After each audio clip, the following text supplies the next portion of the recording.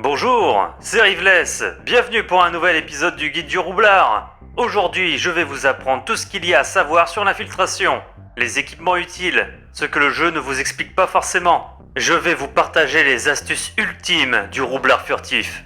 On va s'attaquer à des notions pointues, donc je pars du principe que vous avez acquis les bases de l'initiation, que j'explique dans le premier épisode du Guide du Roublard.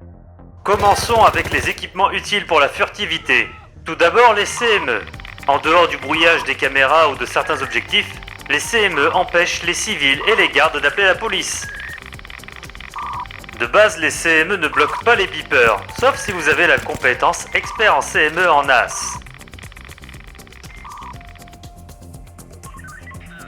Vos CME pourront ouvrir des portes électroniques si vous avez la compétence amélioration CME en as.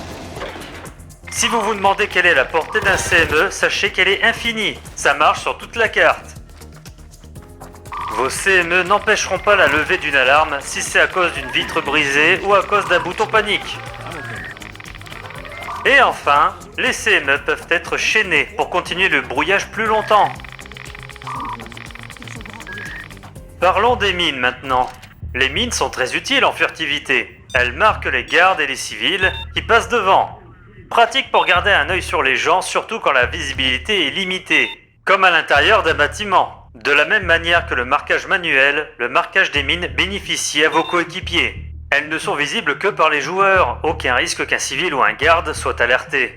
Attention ceci dit, une mine est posée en mode senseur par défaut, mais peut être passée en mode explosif. Et elle explose également si l'élément sur lequel elle est posée bouge, comme les portes des aquariums du yacht. Et elle peut toujours exploser si on tire dessus. Soyez donc vigilants. Pour finir avec les équipements, passons aux valises mortuaires. Une valise mortuaire contient 3 sacs mortuaires. Et ces sacs sont le seul moyen pour déplacer et cacher un cadavre. Les meilleures cachettes sont les bennes à ordures, les coins peu fréquentés ou cachés, ou n'importe quel vide en dehors de la carte. Les civils et gardes ne seront pas alertés par une valise mortuaire, mais par un sac mortuaire, si. Sur la plupart des casses, on peut prendre une valise mortuaire via la planification ou les atouts, ce qui permet de libérer l'emplacement pour un autre équipement. Qu'est-ce qui est suspect ? La question peut paraître bête, mais savoir ce qui est suspect permet justement d'être vigilant vis-à-vis de certaines choses. Pour tout le monde, un sac mortuaire, un cadavre ou un garde dominé, un civil attaché ou affolé, un garde alerté, une perceuse, un joueur masqué, des éléments spécifiques à un casse, comme un ordinateur piraté, un coffre ouvert, etc.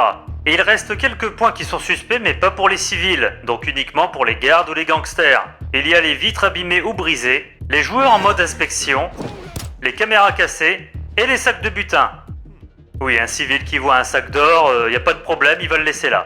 Côté objet, seuls les dommages d'une vitre sont détectés. Un pot de fleurs cassé, un écran de PC déglingué, c'est parfaitement normal. Petite note, comme un individu devient alerté s'il voit quelqu'un d'autre qui est alerté, cela peut causer des réactions en chaîne incontrôlables. En général, c'est le restart, où on accepte de partir en bourrinage. Autre précision, quand je disais que les civils n'étaient pas alertés par les vitres abîmées ou brisées, le fait d'en briser une, ça les alerte. Point suivant, les pioches d'atouts pour l'infiltration. Pour moi, il y a 3 pioches d'atouts qui sont utiles pour l'infiltration. Les voici. Cambrioleur, la pioche d'atout la plus complète pour ce domaine. Je la conseille fortement à ceux qui débutent. Vu que les bonus qu'elle donne sont 1 seconde de gagner pour répondre à un beeper, on est plus rapide pour emballer un cadavre, plus rapide pour crocheter, et on se déplace plus rapidement quand on est accroupi. Yakuza. L'intérêt principal de cette pioche d'atout en discrétion, c'est pour son bonus de déplacement quand on a peu de vie. En général, on active la pioche d'atout avec un cocktail Molotov et on amène sa vie au plus bas. Ne vous inquiétez pas donc si vous voyez quelqu'un se faire cramer le cul en début de casse.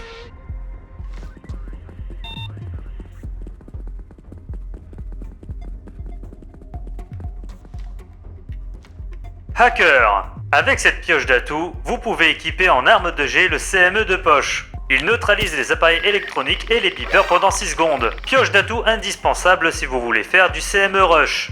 Un CME rush est un chaînage de CME afin que l'alarme ne soit pas levée. Détection et dissimulation. Retenez ceci. Plus la dissimulation est grande, plus le risque de détection est faible. et plus la distance à laquelle vous pouvez être détecté augmente, ainsi que le temps requis pour vous détecter. Pour avoir une grande dissimulation, il faut faire attention à ses armes et son armure. Tout a un indice de dissimulation. Pour pouvoir vous montrer l'importance de la dissimulation, on va prendre 3 risques de détection. 3, 35 et 75. On va considérer que le risque de détection 35 est la normalité, sans malus ni bonus. À cet indice, on commence à vous détecter debout à 20 mètres, contre 12 mètres quand vous êtes accroupi. Prenons maintenant le meilleur indice de détection, qui est 3. La distance à laquelle on commence à vous détecter debout, c'est à peu près 16 mètres, et accroupi, c'est entre 9 et 10 mètres. C'est un gain sympathique par rapport au risque de détection 35. Et maintenant, prenons le pire risque de détection, 75. La distance à laquelle on commence à vous détecter debout, c'est 36 mètres et demi, et accroupi, c'est à peu près 22 mètres. Par conséquent, si vous voulez faciliter votre infiltration, faites attention à votre indice de détection. Le costume de pièce est de mise, ainsi que des armes pas trop voyantes. Au passage, d'autres précisions sur la détection. Porter un sac n'a aucun effet sur votre détection. Les civils voient les joueurs masqués accroupis plus loin que les gardes, mais ça reste anecdotique. Les gardes et civils bougent parfois leur tête, changeant ainsi la direction de leur regard. Et tous ont un champ de vision de 120 degrés et peuvent voir derrière leur dos si vous êtes très proche. La détection se fait par rapport à la tête. Un civil attaché avec la tête dans le mur deviendra invisible pour les autres PNJ. Cela fonctionne de manière similaire pour les joueurs. Cacher la tête est suffisant, donc un poteau est amplement suffisant pour se cacher. Les lampes torches et les lasers ne sont visibles que par les joueurs. Un garde ou un civil affolé ne peut pas redevenir calme. Un civil non attaché peut se relever et tenter de s'enfuir ou d'appeler la police. Courir sur un sol métallique ne pose aucun problème, personne ne le détecte. Ah bah tiens, tant qu'on parle des gardes et des civils, apprenez à connaître la nature humaine dans Payday. Attention aux portes que vous ouvrez. Ouvrir une porte vous offre un nouveau chemin par lequel passer, mais c'est également le cas pour les gardes. Quand vous ouvrez une porte, vous acceptez la possibilité qu'un garde puisse passer par là. Certains gardes peuvent être statiques et ne bougeront jamais. Comme indice, ils peuvent fumer par exemple. Mais c'est bien connu, fumer tue. Mais en réalité, c'est cool un garde qui ne bouge pas. Ça veut dire qu'on peut juste l'esquiver et qu'il viendra pas nous emmerder. La contraction des abdos des gardes est à l'égal de leur vigilance. N'importe quelle attaque peut tuer un garde sur le coup tant qu'il ne vous a pas détecté. Une balle dans le pied, un coup de crosse sur l'épaule, une pichenette sur l'oreille. Par contre, s'il vous a détecté, soyez prêt à vider un chargeur dessus, surtout dans les difficultés les plus élevées. Parfois, il sera préférable de forcer un garde alerté à se rendre. Si vous êtes proche du garde qui vous a repéré et que vous réagissez rapidement, un cri viril et affirmatif forcera le garde à se soumettre. C'est extrêmement utile. Cela réduira à néant les chances de réplique de la part du garde. Vous ne pouvez pas bouger un garde soumis, vous serez obligé de le tuer si vous voulez le faire. Dans tous les cas, cela ne vous dispensera pas de répondre à son beeper, ne l'oubliez pas. Que peut-on faire quand un garde nous détecte ? En général, un garde qui vous a détecté doit être tué, mais l'éliminer dans une zone fréquentée ou ouverte peut compromettre le cas sans discrétion, car risque de réaction en chaîne. Quand vous vous faites repérer, si vous ne bougez pas, il y a une chance pour que le garde ne tire pas instantanément. Il se rapprochera pour tenter de vous menotter. Cela vous donnera une meilleure occasion pour le tuer. Attention à ne pas trop tarder à réagir, ceci dit. Sinon, vous vous ferez menotter et l'alarme sera sonnée. Il y a quelques casses où quand vous avez trop fait le ménage, des nouveaux gardes apparaissent. Ne gaspillez pas les beepers, vous n'en avez que 4. C'est sûr qu'attendre qu'un garde passe, ce n'est pas super fun, mais ça l'est encore moins de recommencer un casse parce que vous n'avez pas été suffisamment patient. Au lieu d'attendre bêtement, vous pouvez chercher un autre chemin ou avancer sur un autre objectif. Le savoir-faire du roublard furtif. La compétence ultime de furtivité, le saut de haie. Sprinter permet d'être rapide mais peut nous faire détecter plus rapidement. En étant accroupi, on diminue les risques d'être détecté, mais c'est assez lent comme déplacement. Il est possible d'avoir la vitesse du sprint et la détection quand on est accroupi. Pour ce faire, courez, puis sautez, puis accroupissez-vous dans la foulée. Le fusil à pompe, votre meilleur ami pour l'infiltration. Une bonne arme en discrétion est une arme qui ne fait pas de bruit. Arc, shuriken, arme à feu avec silencieux. Cependant, l'effet des fusils à pompe est magique. Il envoie voler votre cible pour peu que vous êtes très proche. Pratique pour cacher des cadavres sans devoir les emballer ou répondre à un beeper à l'abri des regards. Petite astuce, pour une efficacité optimale, dominez un garde d'abord, puis placez-vous comme vous voulez et tirez dans une direction propice à le planquer. Le maître des caméras. Si vous jouez avec des copains, il peut être pratique d'avoir un responsable des caméras. Chaque individu que vous visualisez au travers des caméras devient marqué, et donc visible pour vos partenaires. Ce n'est pas le job le plus trépidant, mais ça reste pratique pour aider son équipe quand la visibilité n'est pas optimale, pour vérifier les patrouilles de certains gardes, ou quand ce n'est pas nécessaire d'avoir toute l'équipe en action. La valse des beepers. Technique anecdotique, mais qui peut retarder une alerte. Si un joueur ne termine pas un beeper, l'alarme est levée dans la foulée, sauf si un autre joueur est en train de répondre à ce même beeper. Ceci peut être fait indéfiniment, mais son utilité reste dérisoire. Sachez juste que c'est possible. Le gardiennage d'otages. Pour maîtriser un civil, il faut le mettre en joue, le forcer à se mettre à terre, l'attacher, lui demander de nous suivre, espérer qu'il ne s'accroche pas à un mur. S'il bloque, le remettre à terre, le relever, redemander de nous suivre, le remettre à terre. Pour maîtriser un civil quand tu n'as pas le temps, on l'exécute, on l'emballe, on le cache où on veut. Dans certaines circonstances, la seconde option sera la meilleure. Et il vaut mieux sacrifier un peu de pognon que la réussite de la mission. D'ailleurs, les coûts de nettoyage, ils sont instantanément prélevés de l'argent liquide du joueur, auteur de l'assassinat. Allez, accrochez-vous, on arrive à la dernière partie de cette vidéo, mais pas des moindres. Les compétences pour l'infiltration. Certaines compétences sont situationnelles, d'autres indispensables. Je vais vous présenter tout ça. Manipulateur en basique. Ça permet d'attacher les otages plus rapidement et d'avoir plus de liens. En plus, ça ne coûte qu'un point. Assurance en basique. Ça permet de cibler un ennemi 50% plus loin. Sans la compétence, c'est 30 mètres. Donc avec la compétence, c'est 45. Très utile dans les zones ouvertes où on peut voir loin mais le jeu nous permet pas forcément de cibler. Syndrome de Stockholm en basique. Avec cette compétence, vous pouvez mettre à terre les civils avec vos armes non silencieuses. Pratique sur un casque comme la GoBank pour garder tous les civils de la zone à terre. Transporteur en basique. Permet de lancer les sacs 50% plus loin. Un must-have. L'essayer, c'est l'adopter. Éventuellement, vous pouvez prendre la version As de transporteur, mais je vous la conseille pas nécessairement en discret, car pour rentabiliser son usage, il faut avoir beaucoup d'armure. Et je vous rappelle que pour la discrétion, c'est mieux le costume de pièce. Donc ça reste situationnel. Scie portative. Le basique vous permet d'équiper la scie en arme secondaire, et la version As vous permet d'avoir une lame en plus et de faire plus de dégâts. Idéal sur les casses où on a besoin d'une scie. Pluie de balles. Quand un joueur a fini de se servir d'un de vos sacs de munitions, il n'use pas de munitions pendant une période donnée. C'est excellent pour ravitailler les munitions d'une scie et pour dégommer plein de coffres sans user la lame. Et effectivement, les sacs de munitions peuvent être embarqués en discret, mais ça reste plus situationnel que les trois que je vous ai présentés au début de cette vidéo. Homme à tout faire.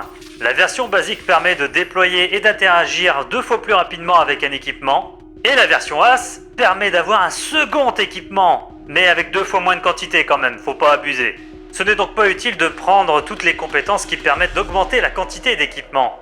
Spécialiste du matériel. En basique, les scies et perceuses deviennent silencieuses et vous les réparez 25% plus rapidement. Et quand je parle de scie, je parle de celle que vous posez, pas la scie portative.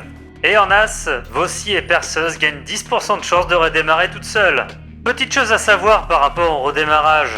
Si ça redémarre tout seul entre 5 et 20 secondes après le plantage, ça va redémarrer à chaque fois que ça va planter. Dans le cas contraire, ça voudra dire qu'il faudra réparer manuellement. Et ce, pour chaque plantage. Perce sciée à jour. Compétence très sympathique puisque ça permet de prendre moins de temps pour percer ou scier. Compétence indispensable si vous avez besoin de scier ou percer. Coup de fouet. Pour le niveau basique, vos scies et perceuses gagnent 20% de chance de redémarrer toutes seules. Ça s'additionne avec spécialiste du matériel en As. Et en As, vous obtenez la capacité de redémarrer une perceuse, pas forcément la vôtre, avec une attaque de mêlée. Ceci a 50% de chance de se réaliser. Si ça n'a pas marché, il faudra redémarrer à la main. Gentiment. Champ de mine. Permet tout simplement de porter plus de mines. C'est trop bien les mines. On n'en a jamais assez.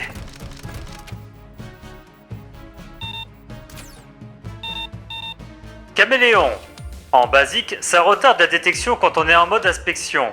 Et en as, quand on est en mode inspection, on peut ramasser des objets comme des cartes et on augmente le gain de l'argent facile de 30%. C'est toujours sympa le bonus sur l'argent facile, surtout quand on débute. Nettoyeur. En basique, le nombre de sacs mortuaires passe à 2 en début de casse et on peut en porter jusqu'à un maximum de 3. Et en as permet d'avoir 2 valises de sacs mortuaires. Le niveau basique de nettoyeur me paraît indispensable, mais pas nécessairement pour le niveau as. Sixième sens. En basique, quand vous restez immobile pendant 3 secondes et demie, vous marquez les personnes qui sont autour de vous dans un rayon de 10 mètres. Très pratique dans les bâtiments. Et son niveau as est pour moi un indispensable, moins 75% sur les coûts de nettoyage, et ça permet d'acheter les atouts infiltrés. Non mais honnêtement, cette réduction là sur les coûts de nettoyage, ça permet d'avoir moins de scrupules à faire le ménage. Doigt de fée. Son basique est très sympathique, ça permet de désactiver une caméra pendant 25 secondes. Pour la version as, votre vitesse de crochetage est doublée et vous pouvez ouvrir à la main certains coffres. Amélioration CME. La version basique permet d'augmenter la durée du CME et la version as permet à vos CME de déverrouiller les portes électroniques. C'est super quand on ne veut pas percer, scier ou chercher une carte clé pour ouvrir la porte en question. Expert en CME. Le basique permet de porter 2 CME. Et le niveau as, en plus d'augmenter la durée des CME, permet de décaler les beepers. Indispensable si vous souhaitez faire du rush CME. À couvert. Le basique vous donne plus d'endurance et la vitesse de sprint est plus grande. Parcours. En basique, augmente la vitesse de déplacement et celle de la grimpette aux échelles. Et pour le niveau as, vous pouvez courir dans toutes les directions et recharger en courant. Autant je recommande fortement le niveau basique de parcours, autant pour le niveau as, c'est à votre convenance. Pour ma part, j'aime bien courir en marche arrière. Cachette secrète. De la dissimulation gratuite, on va pas cracher dessus. Contentez-vous du basique, puisque la version as ne fonctionnera pas avec le costume de pièces. Second souffle, basique. Boost temporaire de vitesse quand l'armure se brise. Ça permet de faire des départs canons quand on active Yakuza. Illusion d'optique, en as. Vous équiper avec des armes avec silencieux vous permet d'augmenter votre dissimulation. C'est d'autant plus chouette car en général les silencieux diminuent la dissimulation. Cible prioritaire en as pour avoir un suivi durable des gardes et des civils. Car oui, ça double la durée du marquage. Qu'importe la source d'ailleurs. Que ce soit via sixième sens, un marquage direct ou même les mines. Berserk, en basique. Quand vous avez moins de la moitié de vos PV, vos dégâts augmentent de 250% au corps à corps et à la scie. Grâce à cette compétence, vous aussi, découvrez la joie d'ouvrir un coffre en un seul coup de scie. Frénésie, en basique. Vous commencez le casse avec 30% de vos PV max. Pratique quand on ne peut pas utiliser de cocktail Molotov pour activer Berserk et ou Yakuza. Voilà pour les compétences que je juge utiles pour l'infiltration. Gardez bien à l'esprit que vous n'arriverez pas à tout caser dans un seul build. Utilisez les profils à bon escient pour avoir différents profils d'infiltration.